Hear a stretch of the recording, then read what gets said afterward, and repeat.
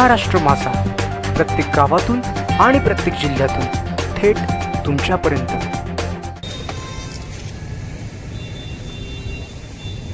एक मिनिट। या ठिकाणी आपण जो सर्व जनसमुदाय अगदी सकाळपासून अगदी रखरखत्या उन्हामध्ये आपण या ठिकाणी सगळे उपस्थित राहिलात, त्या सर्वांसाठी मी सर्वप्रथम या ठिकाणी नतमस्तक होतो। मित्रांनो, खऱ्या अर्थाने ती काळाची गरज आहे। माझा परिचय अगदी थोड्या वेळापूर्वी बोरे साहेबांना दिला। मला फक्त आपल्याला एकच सांगायचं, आपला कर्जत तालुका, मग अशी राजभाऊ कोठारी सरी बोलले की आपले सगळे प्रोजेक्ट आहेत आणतात आणि आपल्या छातावर बसवले जातात। अगदी उदाहरण द्यायचं झालं तर आपला टाटा पॉवर हाऊसचा जो प्रोजेक्ट चालू झाला, त्या प्रोजेक्टच्या वेळेला पहिला राजनाला आला त्यावेळेला आपण जर एक वास्तविकता आपल्या भागातली बघितली तर घाटावरती हेक्टरमध्ये जमिनी असतात, आपल्याकडे एकरमध्ये जमिनी असतात। हेक्टरमध्ये मी ह्यासाठी म्हटलं की वरती 1 हेक्टर म्हणजे 2.5 एकर, म्हणजे वरती बागायती शेती ज्या आहेत त्या 5-5, 10-10 एकर असतात। पण आपल्याकडे कुठेतरी शेतकऱ्याकडे एखाद्या मोठ्या शेतकऱ्याकडे 5-10 एकर जमीन असते, पण बाकी सगळ्यांकडे 1 एकर 2 एकर अशीच जमीन आहे। त्यामध्ये वडिलोपार्जित हिस्सा होतं, कोणाला 1/2 एकर मिळते, कोणाला 1/4 एकर मिळते, कोणाला 25 गुंठे 20 गुंठे असं सगळं डिव्हायडेशन होतं। पण अशा परिस्थितीमध्ये ज्यावेळेला राजनाला गेला त्यावेळेला त्या जमिनी दुभागल्या गेल्या। हे तर दुर्भाग्य आपल्यासाठी होतं। पण या राजनाला ज्या वेळेला गेला तो टाटा पॉवरचं जे पाणी जे आहे बॅकवॉटर, जे मगाशी आपले सहकारी एक म्हटलं, त्या बॅकवॉटर या साईडनी आणलं गेलं। त्यामुळे शेती भले दुबार झाली, पण त्या बॅकवॉटरमुळे जी वीज निर्मिती झाली त्यासाठी जे टॉवर उभारले गेले त्या टॉवर मधून पुन्हा जमीन विभागल्या गेल्या। म्हणजे गौरकुमात पासून जी सुरुवात झाली ती अगदी पालीपर्यंत साई डोंगर या पूर्ण भागामध्ये आपण जर बघितलं हे टॉवरचं सगळं जाळं आहे। बरं, तेवढ्यावरती न थांबता पुन्हा आपल्यावरती धोपवला गेला तो HPCLचा प्रोजेक्ट। म्हणजे पुन्हा आपल्या जमिनीतून HPCLची पाईपलाईन गेली। म्हणजे कर्जतकरांनी हे सगळे प्रोजेक्ट छातावरती घ्यायचेच आहेत का?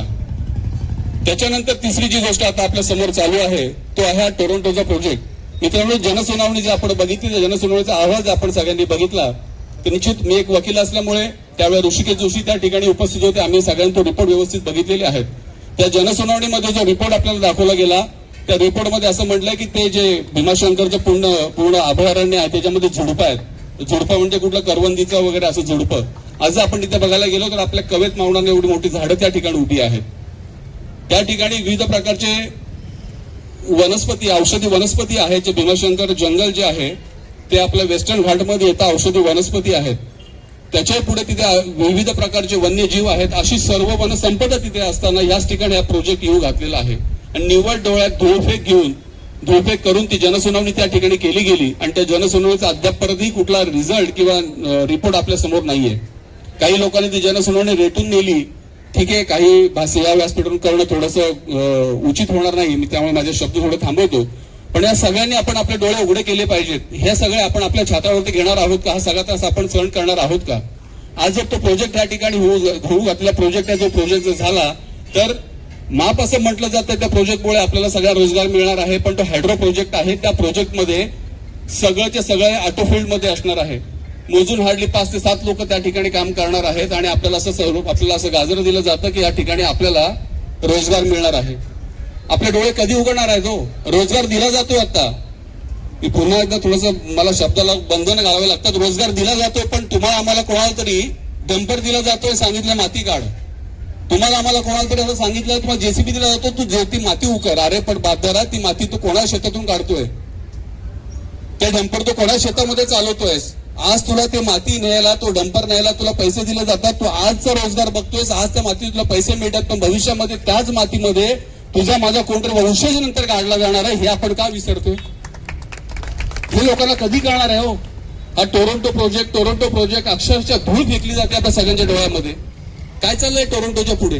जो तो अधिकारी येतोय, सगळे अगदी त्याच्या पुढे बोलायला गेलं तर असं दरवेळेला बोललं तर त्या टोरंटोच्या मागे फार मोठी शक्ती आहे, असेल त्याच्या पाठीमागे फार मोठी शक्ती।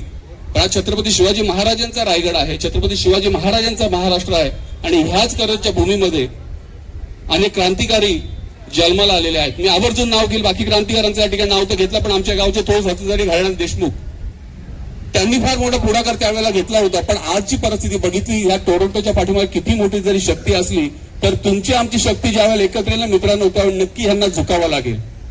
आणि ही शक्ती आपण कुठल्या रूपाने करणार आहोत? तर बोरे साहेबांनी जे धरण आंदोलन आपल्या समोर उभं केलेलं आहे, आपला त्यांचा हात बळकट करायचे, त्यांच्या पाठीशी उभं राहायचं आहे। जर आपण बघितलं शिलारचा प्रकल्प असेल पोशीरचा प्रकल्प असेल, काय परिस्थिती आहे. पाली भोतुलीचा प्रकल्प 3 कोटी त्याची त्यावेळेला कॉस्टिंग होती, आता ती 57 कोटी झाली आहे. आणि हा पैसा कोणाच्या खिशातून जातोय? तुमच्या आमच्या खिशातून मधूनच जातोय. तरी आपण स्वस्त आहोत, झोपलेले आहोत.